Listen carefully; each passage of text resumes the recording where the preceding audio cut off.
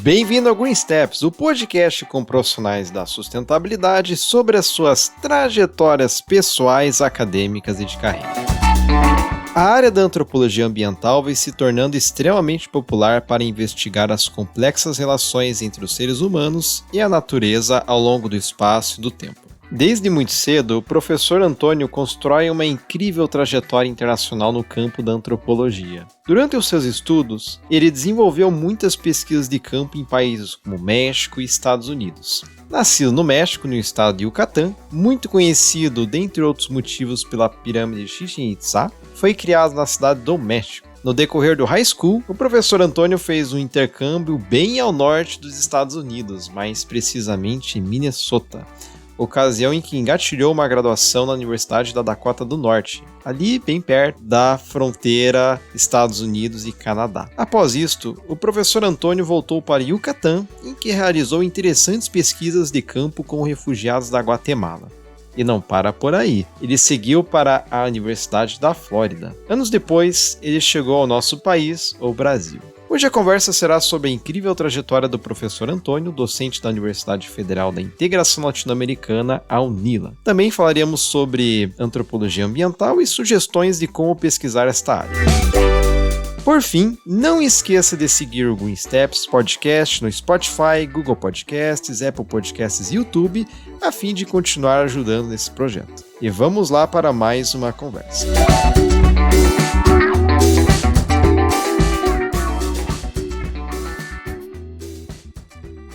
Professor Antônio, de início gostaria de agradecer a sua participação no Green Steps Podcast. É um grande prazer para mim e as pessoas ouvintes ter este diálogo neste espaço que agrega tantas pessoas na sustentabilidade. É a primeira vez que o podcast traz uma conversa especialmente voltada para a antropologia ambiental. Um campo, professor, que no meu ponto de vista traz reflexões muito importantes sobre nós. Quero dizer, a nossa relação com o meio ambiente, a relação do homem com o meio ambiente. Bem, a fim de começarmos o diálogo, eu gostaria de perguntar sobre a trajetória do professor, desde a graduação até a docência na UNILA.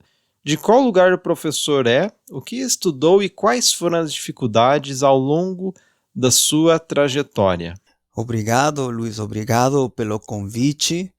E acho excelente, acho um projeto excelente, assim que é um prazer para mim estar aqui. E claro, como falamos alguma vez, é um assunto também de divulgação da ciência e também para seus ouvintes talvez possam conhecer, aprender algo sobre o mundo acadêmico e como os pesquisadores decidimos o que pesquisamos, como decidimos o que nos gosta e o que queremos fazer.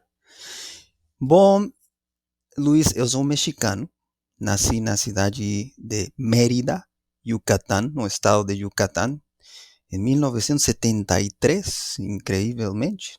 México nos anos 70 não é o mesmo que o México atual, certo? Como o Brasil tem mudado.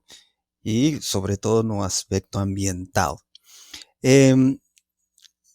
Cresci principalmente na cidade do México e após terminar o ensino médio, a vida me levou aos Estados Unidos. Minha família ficou no México, na cidade do México, e eventualmente, assim acontecem essas coisas que acontecem. Eu estava fazendo um intercâmbio, falamos em espanhol,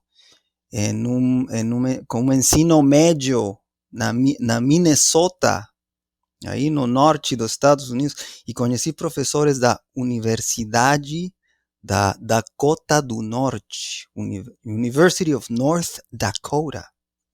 Isso já é na fronteira com o Canadá, sim, nas planícies, falamos em espanhol, uma universidade estadual, e fiz antropologia, a graduação em antropologia na Universidade de Dakota do Norte.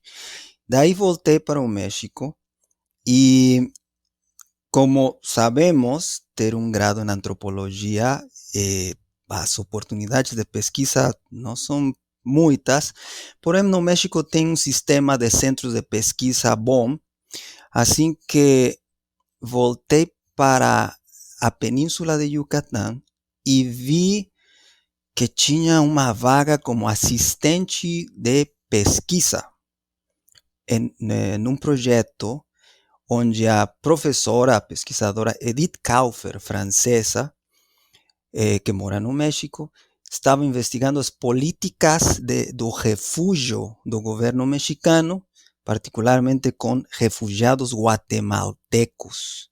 Os guatemaltecos durante a guerra civil na Guatemala, que é um dos eventos históricos mais trágicos e às vezes menos conhecidos da América Latina, foi devastador em perda humana, perda de vidas, etc., com a ditadura, nos anos, décadas de ditadura guatemalteca, e muitos guatemaltecos cruzaram a fronteira e foram para Chiapas e Campeche. O governo mexicano estabeleceu aldeias para refugiados. Então eu fazia entrevistas. Meu trabalho era entrevistar os refugiados, registrar, gravar, observar. Trabalho qualitativo, etnográfico, mas também com perguntas mais estruturadas. Daí comecei a procurar pós-graduações, e a ideia era inicialmente estudar na Escola Nacional de Antropología e Historia, la conocida ENA en México, que ha producido pues grandes antropólogos, la Escuela Nacional de Antropologia, e ao mesmo tempo tinha muitas saudades dos Estados Unidos, confesso, e ao mesmo tempo que pesquisei na ENA, também pesquisei nas universidades americanas estaduais e algumas privadas. E como sempre, as limitações é o dinheiro, os recursos.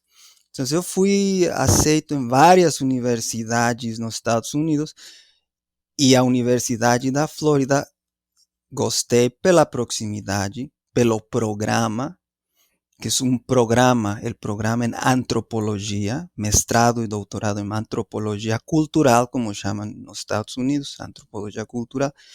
Tiene un aspecto político fuerte, un aspecto más histórico materialista. Los antropólogos de Florida tienen esa virada más política, asuntos, relaciones de poder, y tienen ahí unos neomarxistas reconocidos, ¿sí?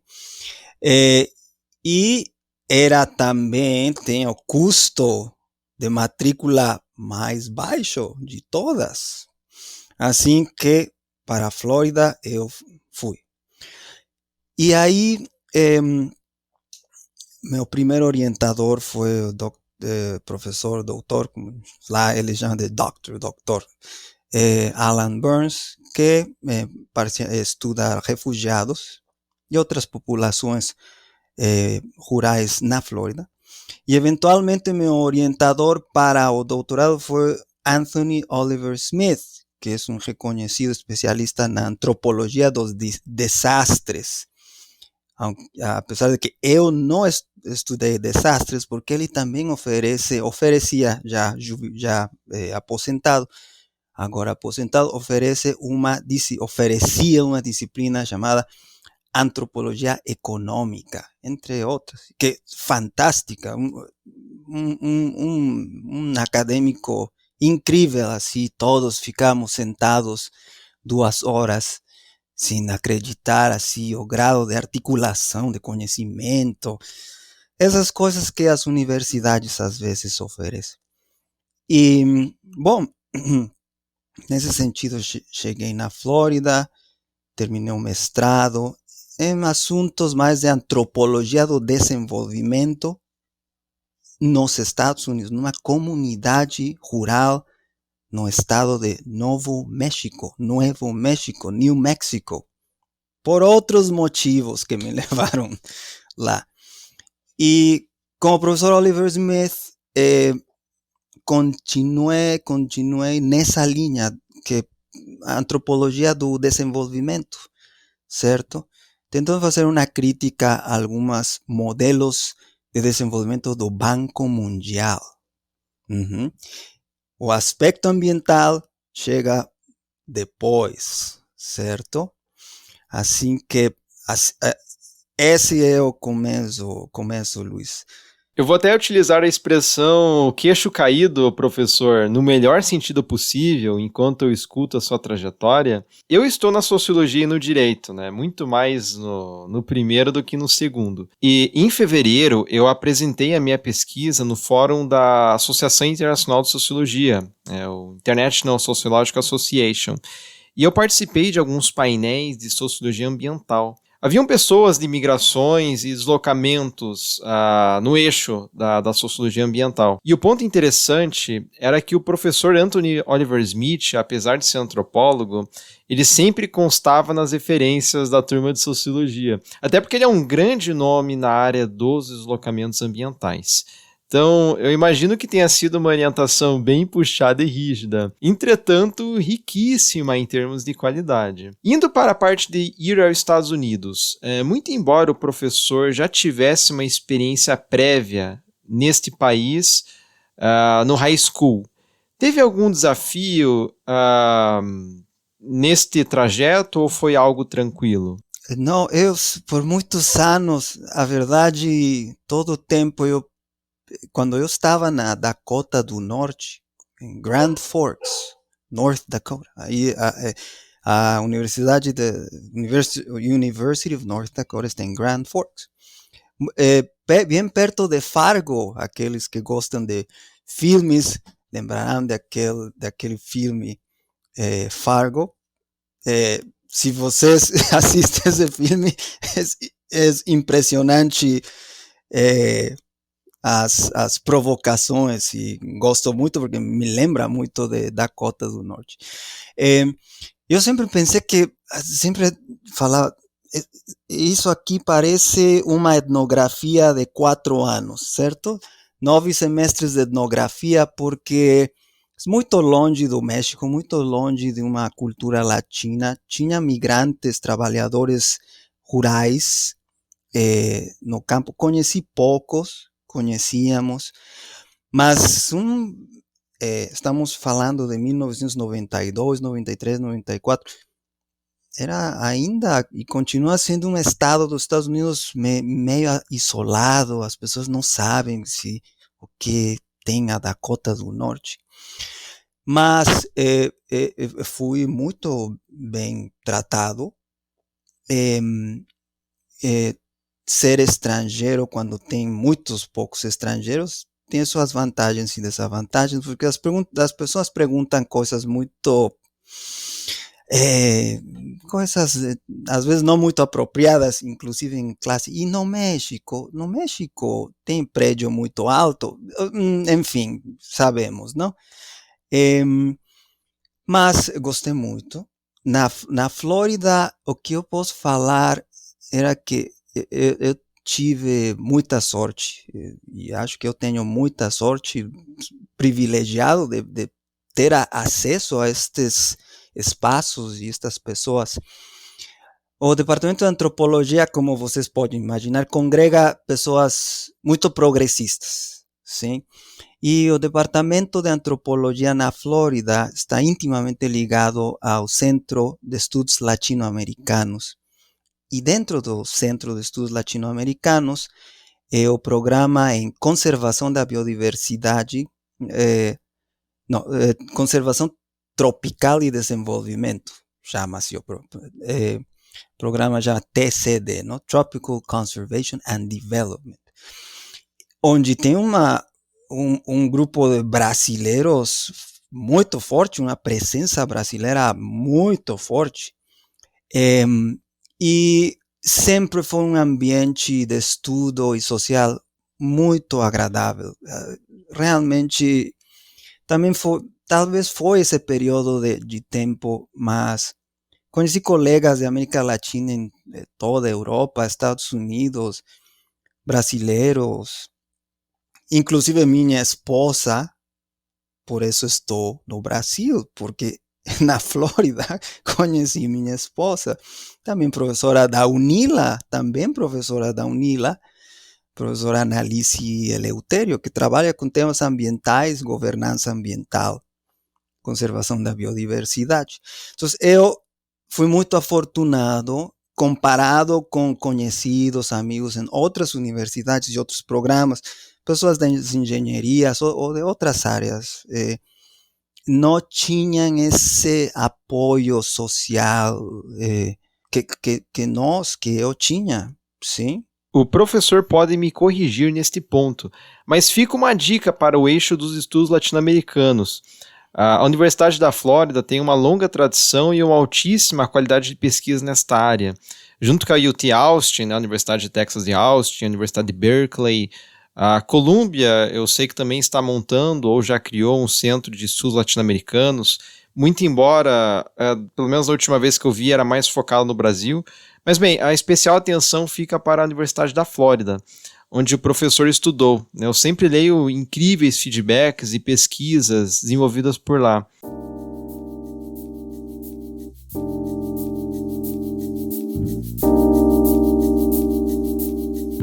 E professor Antônio, falando em biodiversidade, como surgiu o interesse pela pauta ambiental? Este interesse surgiu junto com os estudos de antropologia ambiental? Ou surgiu antes e foi esse prévio interesse que lhe conduziu a estudar antropologia ambiental? É bem interessante como a um nível pessoal eu mudei, porque pensando, por exemplo, meus padrões de consumo, ou como eu enxergava o meio ambiente, a um nível pessoal, tem mudado muito nos últimos 20 anos. Ou seja, por exemplo, em termos de consumo de plásticos, consumo de produtos que são produzidos localmente versus produtos importados. Então, eu, a um nível pessoal, mudei. Agora, os últimos, 10 anos, 15 anos, não sei. E naquela época, quase 20 anos atrás, quando comecei o mestrado, acho que pessoalmente não tinha essa clareza, porém, desde uma perspectiva acadêmica, era muito claro que meio ambiente, particularmente uso de recursos naturais, desenvolvimento econômico e o que entendemos como preservar a natureza estão intimamente ligados. E essa é a tese principal de muitos acadêmicos na Universidade da Flórida, a interseção entre desenvolvimento econômico problematizado, claro, que entendemos como desenvolvimento e todos os problemas, como as pessoas que moram em espaços ricos biologicamente têm que sobreviver e usar seus recursos, e a preservação do meio ambiente. Então, como achar um equilíbrio entre desenvolvimento e preservação ou conservação dos recursos naturais. Isso eu tinha muito claro, tinha claro teoricamente, mas eu acho importante señalar que muitas vezes acadêmicos que estudamos coisas muito importantes, não praticamos o que teoricamente entendemos, certo? Desde preservação da natureza, estudos de gênero, classe social, podemos ser conhecedores do tema, mas as práticas diárias podem não coincidir com nossos artigos ou inclusive aulas, sim? E vindo da antropologia do desenvolvimento e da antropologia econômica, entendemos particularmente na antropologia econômica, como na sociologia econômica e a sociologia do desenvolvimento, que esta base ambiental, estes recursos que as pessoas têm ou não têm, o que defendem para não perder, para alguns de nós são o pilar, a base, o sustento para entender outras questões, talvez de ordem simbólico, os significados. É uma perspectiva pessoal, certo? Como entender meio ambiente. Então, concluindo, a pauta ambiental, num sentido acadêmico, para mim, começou desde a antropologia econômica e a antropologia do desenvolvimento, tentando achar equilíbrios entre preservação e o sustento das pessoas. Interessante, professor. Eu fico imaginando aqui, os desafios não são simples e as trajetórias tão pouco óbvias, porque não há uma seta de neon sinalizando estudar determinada pauta ou indicando a leitura de um livro. No entanto, das nossas trajetórias, que nunca são fáceis, sempre existem algumas pessoas que nos influenciam nos estudos e facilitam ali um pouco a caminhada. Quem foram as pessoas que influenciaram o professor a seguir a carreira de professor e de pesquisador? Sim. E por que optou por estas carreiras e não outras atuações? Sim. No, o mundo acadêmico eu gosto, eu acho fascinante pelo fato que você pode aprender. Não? Tem muitas coisas para aprender. E eu sou curioso, os pesquisadores somos curiosos, e existem lugares, espaços, momentos em instituições acadêmicas que se prestam para aprender. Foi muito interessante como na Flórida tínhamos, no finais dos 90s, dos 80s, 90s, começo dos 2000, o Marvin Harris. Marvin Harris era um reconhecido antropólogo, um dos poucos antropólogos que vendem muitos livros, porque ele era um neomarxista, assim, marxista, nem neo, era como marxista, e ele explicava todo o aspecto simbólico, o aspecto dos significados, através de explicações materialistas assim muito severas.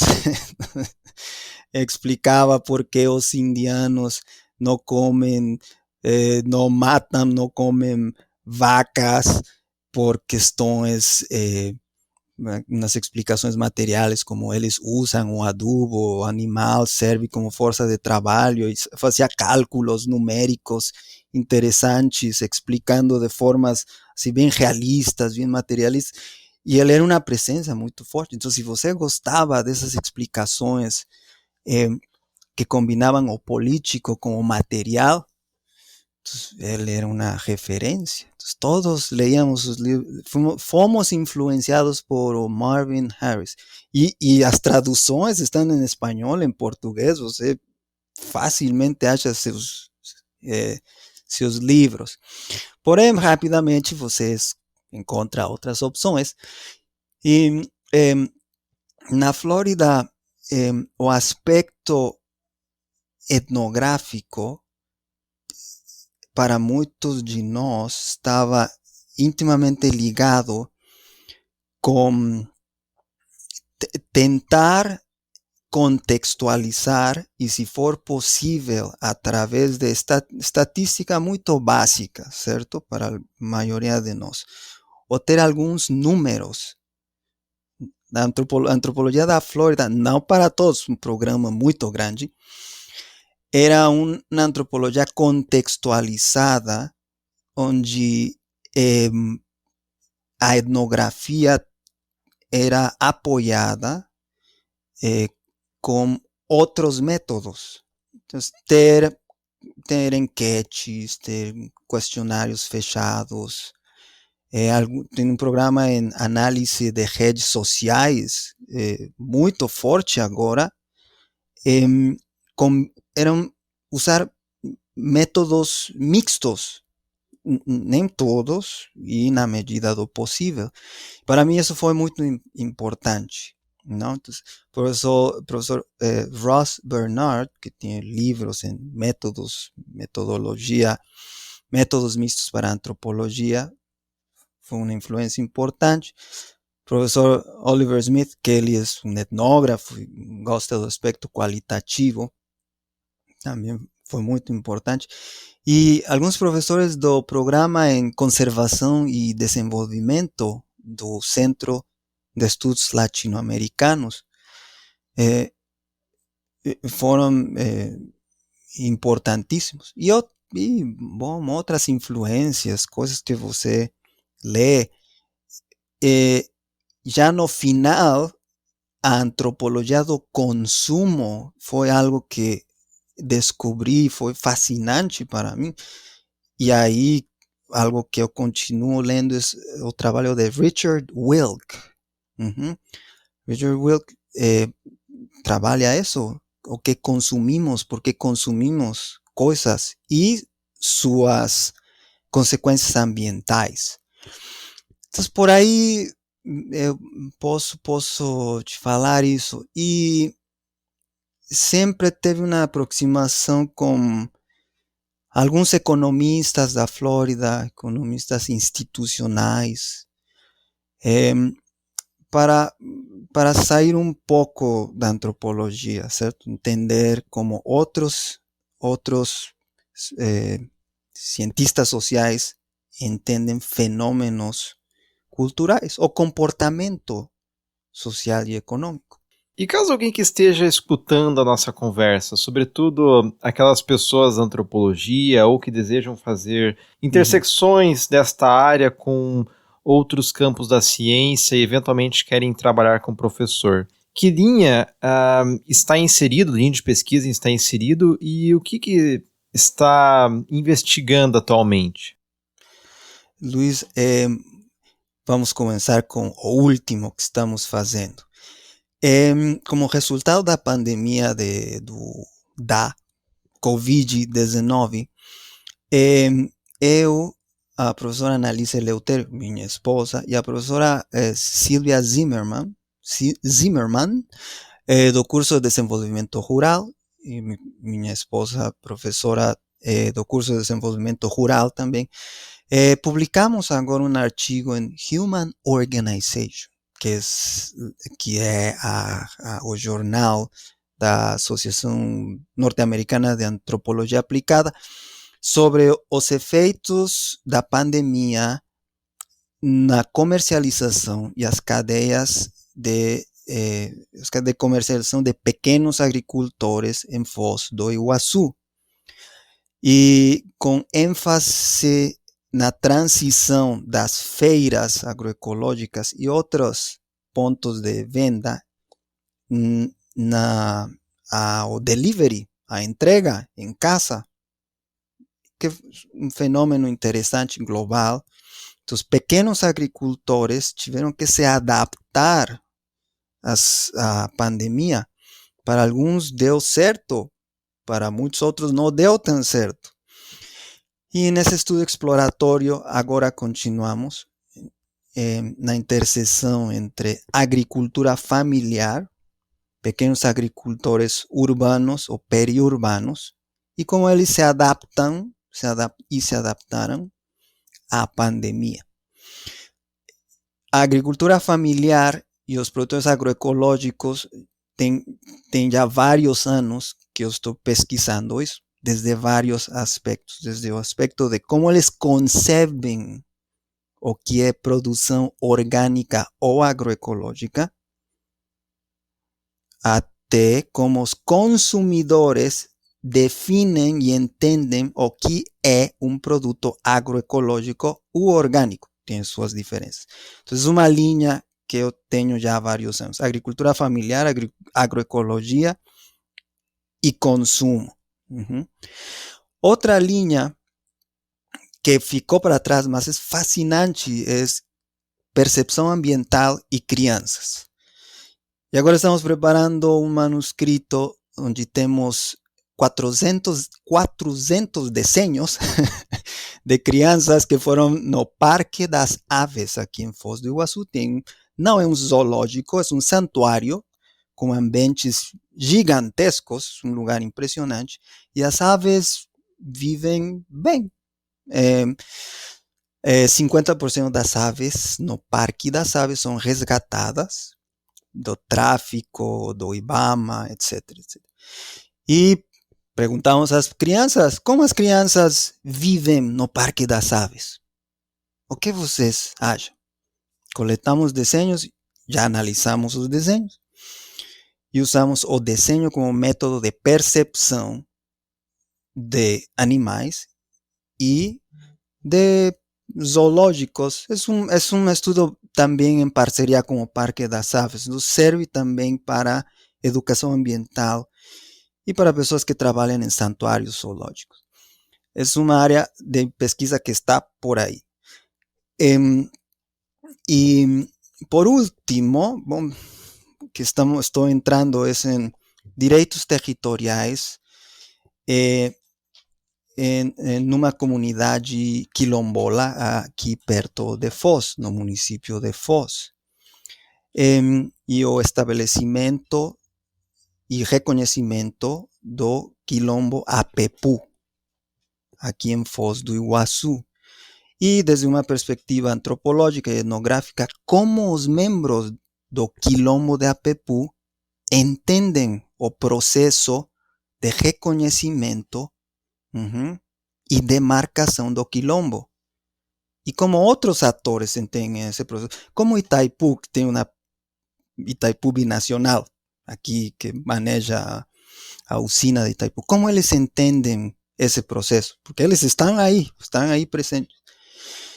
Como outros atores institucionais entendem esse processo e vivem esse processo. É uma perspectiva antropológica, certo? Essas 3 áreas estão aí e eu sempre tenho um vínculo com assuntos rurais.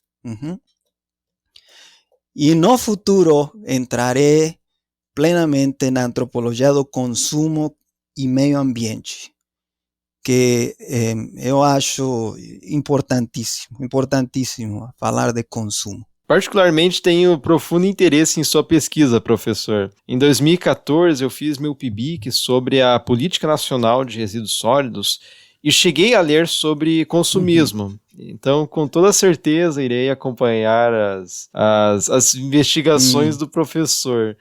Neste contexto de pesquisas, quais são as alegrias e as dores de ser professor na área da antropologia ambiental?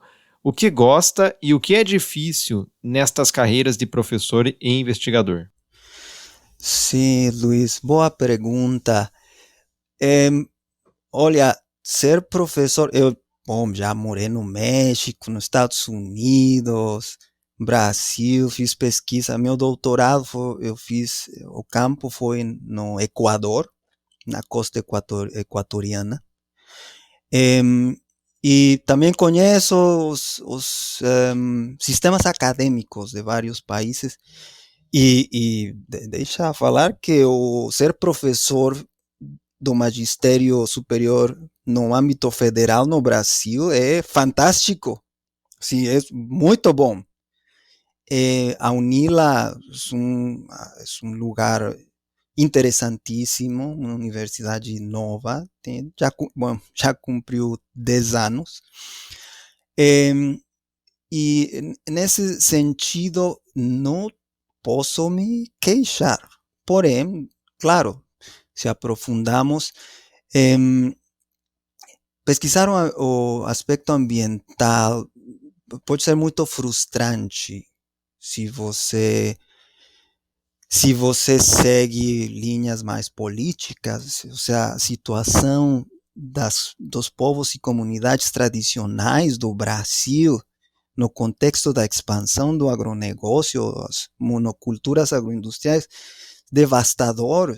É um cenário muito triste. E aqui no oeste do Paraná, e em geral nesta região, são violações aos direitos humanos sistemáticas e constantes. E nesse aspecto, você constantemente se pergunta: o que mais posso eu fazer? Bom, além da formação de estudantes, que é muito importante, para mim o aspecto ambiental tem um aspecto político e de direitos humanos importante. E pode ser muito frustrante simplesmente ler os relatórios direitos humanos e povos e comunidades tradicionais, comunidades indígenas aqui no sul do Brasil, certo? Nesse sentido. Porque, ok, certo, as burocracias institucionais são terríveis, porém, olha, o contexto acadêmico brasileiro. Então, como professor de uma universidade federal, eu acho muito bom. Lembrando que, por exemplo, no México, eu fui professor na Universidade Autônoma de Campeche. Campeche é um estado no sueste do México. Você tinha um salário base menor do que aqui, cabe falar, e você, para ter um ingresso adicional, você era parte do Sistema Nacional de Pesquisadores. E entre mais você produzia, você incrementava seu status, seu nível, e recebia mais ingressos extra. Então, é um sistema produtivista, como em muitos países, claro, que tem suas vantagens, sim, com certeza, e também tem suas desvantagens. Então, só um exemplo, não? De como funcionam as coisas aqui no México, correto?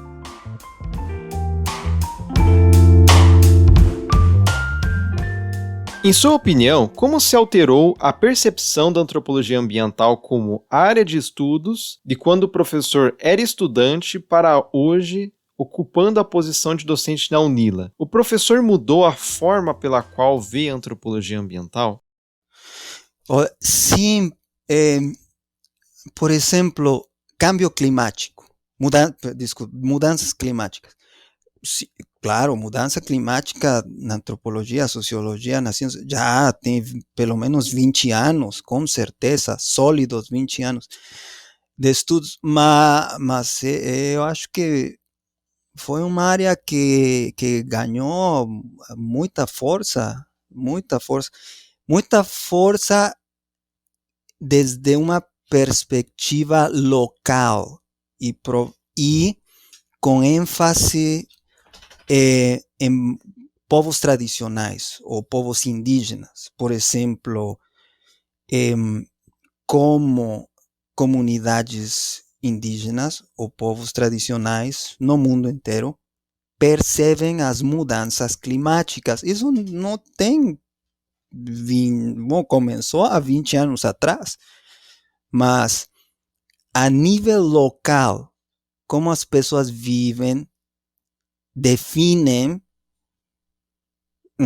cambio climático, é uma área muito interessante, porque, claro, o discurso dominante continua sendo entender correntes marítimas e como os mares vão subir e mudanças de temperatura nos oceanos são importantíssimo, certo? E eles são os que têm o dinheiro, mas entender as perspectivas locais de mudanças climáticas, isso para mim em 1998, 2000, 2001, 2002, assim começava.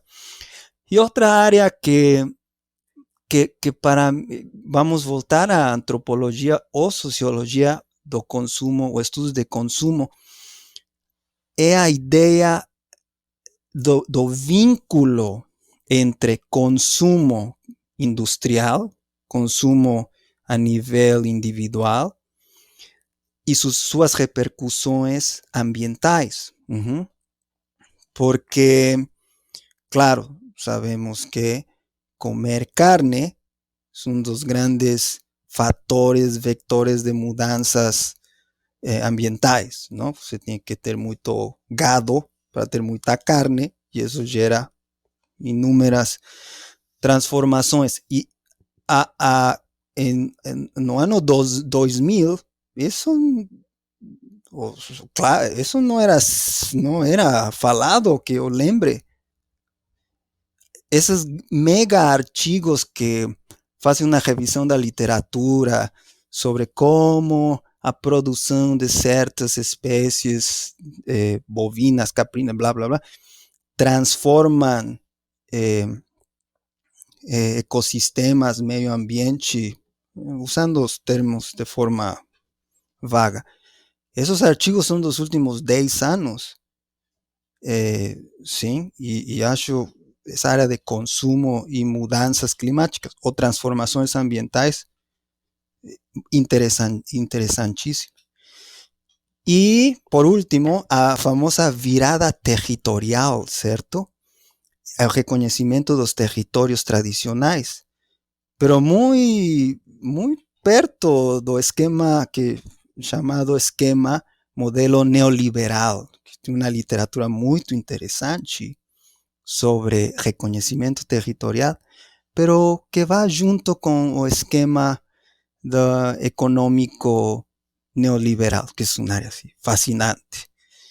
Isso já tem tempo, mas como a virada neoliberal tomou força finais dos 90, eu acho novo, interessante, certo? Eu também vejo no próprio debate das migrações. Na literatura europeia, no Sudeste Asiático, Oceania, esta região até puxada pela questão das ilhas do Pacífico, América do Norte, você já começa a discutir o fator ambiental nas migrações. Até que ponto este fator enseja correntes migratórias? E vendo estas mudanças de paradigmas, há um maior interesse no corpo discente, quero dizer, entre os seus e as suas estudantes em aprender antropologia ambiental? Quais os impactos na academia em decorrência desta maior vontade em investigar antropologia ambiental?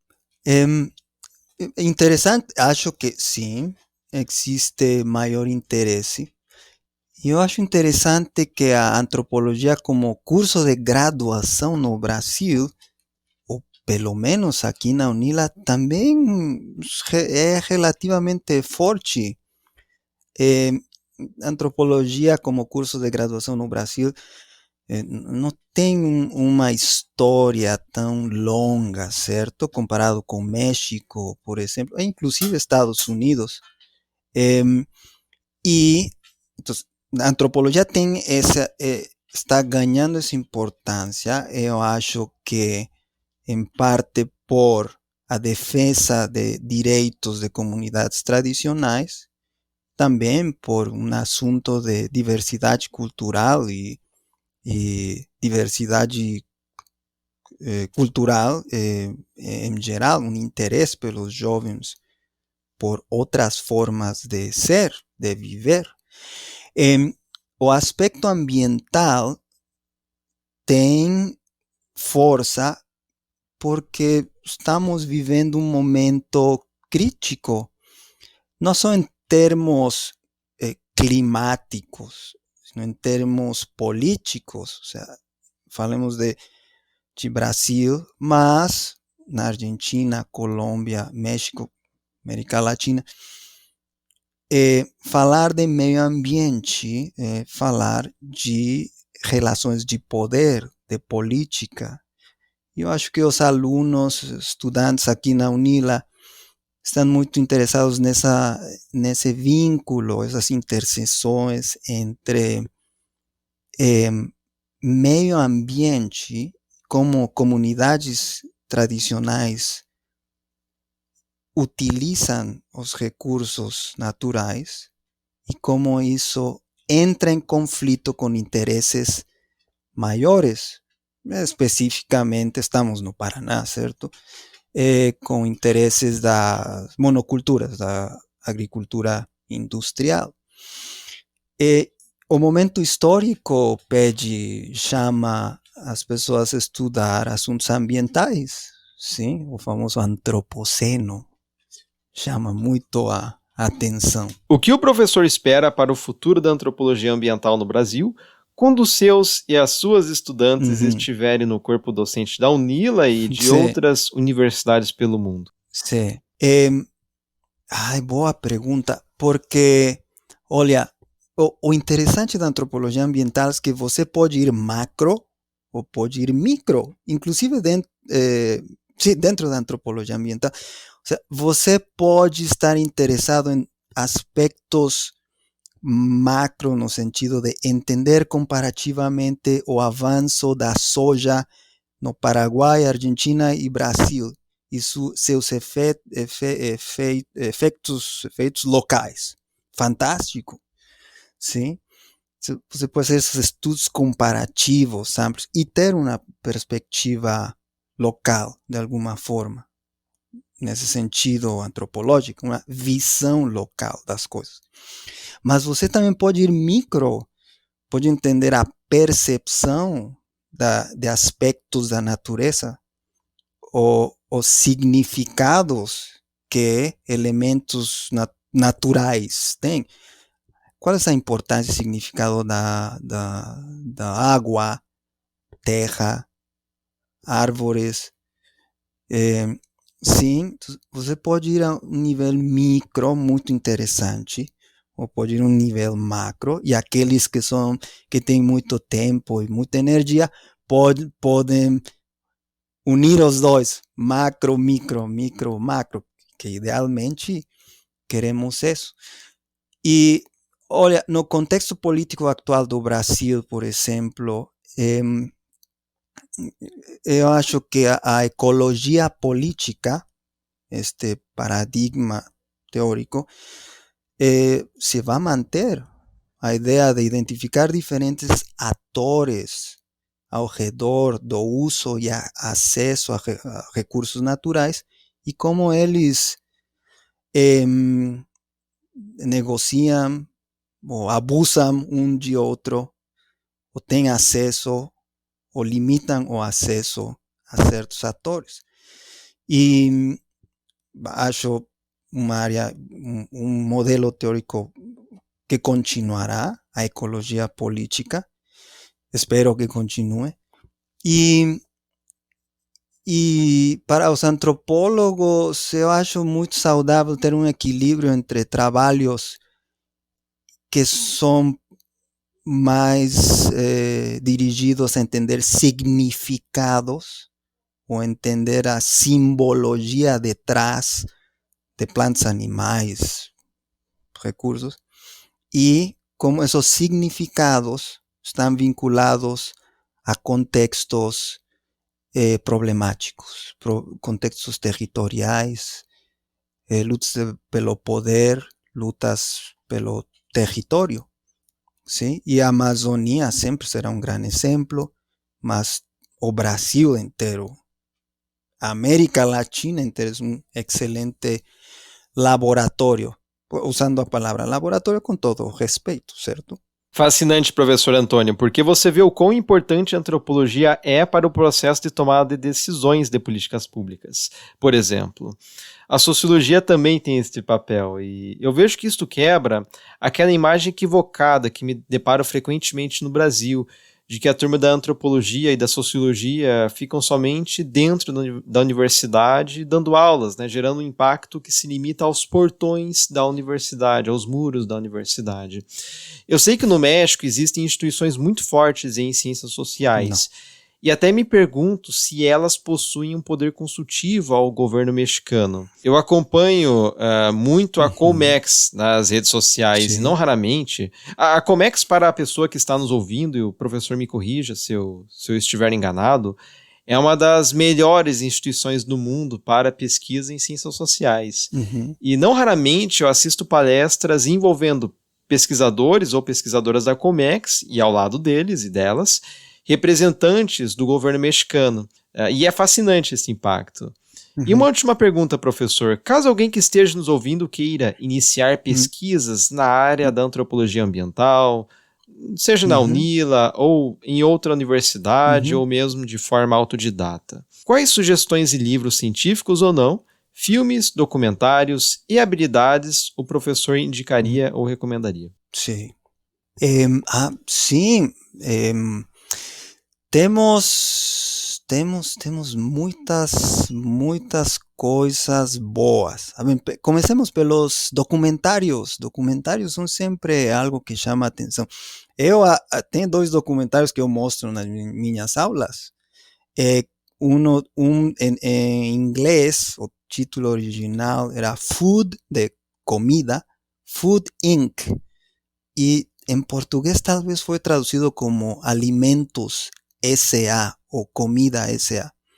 Já tem 10 anos o documentário, mas fala tudo isso sobre a produção de frango, de carne bovina, Monsanto.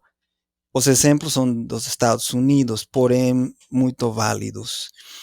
E agora, esses 2 últimos, em inglês chamado Cowspiracy, este documentário disponíveis nas plataformas, que fala sobre precisamente os efeitos da produção de carne bovina no mundo, e mais recentemente o documentário sobre pesca industrial. Recentemente, Seaspiracy, não lembro agora os termos, as traduções. São, bom, eu acho muito bons, na visão macro. Também,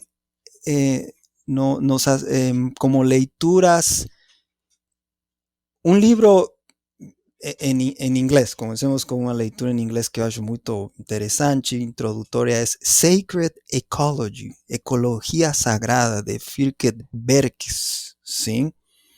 Não tem tradução a português ou espanhol. Sacred Ecology. Fantástico. Povos tradicionais e clima, o que é etnoecologia, tendências, fatores. E aqui, claro, e no Brasil temos grandes autores. Se as pessoas estão interessadas em conflito ambiental, com certeza tem que ler a produção de Andrea Couri, em Minas Gerais, da Federal de Minas Gerais, se estou correto. E claro, os clássicos, Antônio Carlos Diegues, e falei de Andrea Zouri, que me parece que está na Federal de Minas Gerais. Na antropologia, acho importantíssimo ler a Manuela Carneiro, e su livro Antropologia entre aspas, mas tem tantas coisas que não saberia nem por onde começar nem terminar de forma eloquente. Perfeito. Para as pessoas que estiverem acompanhando o podcast, a lista de recomendações do professor está na descrição do episódio. Não tenho que acomodar, organizar minha mente para passar umas boas recomendações. E claro, Victoria Reyes Garcia, na Universidade Autônoma de Barcelona, no Laboratório de Etnoecologia da Autônoma de Barcelona, fantástico. No México, enfim, podemos fazer uma lista de fontes e programas de pós-graduação também. Perfeito, professor Antônio. O professor teria alguma mensagem final? O aspecto ambiental vai estar na pauta acadêmica e na pauta das políticas públicas. O Brasil tem que ter uma presença forte na pauta ambiental global e espero que o Brasil retome essa presença a nível mundial, porque, olha, a Amazônia está aqui, sim, certo? A influência econômica do Brasil na América do Sul é impressionante, como um comentário entre parênteses, quando eu viajei pelo Equador e outros lugares, a presença, sobretudo em infraestrutura, projetos de infraestrutura, a presença brasileira é fortíssima na área econômica e tem que estar dentro de uma pauta ambiental progressista no sentido de ter um equilíbrio entre os direitos territoriais e usos e costumes de populações tradicionais em áreas de alta biodiversidade, seus direitos, sua permanência e a preservação da biodiversidade. Antropologia, sociologia, geografia, não falamos, mas os geógrafos estão fazendo coisas fantásticas.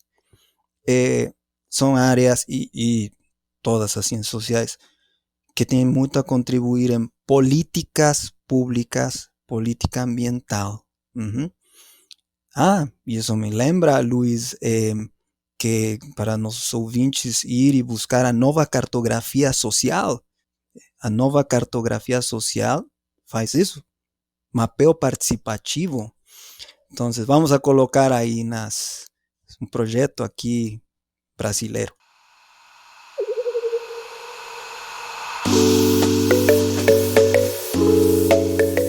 E este foi o episódio de hoje.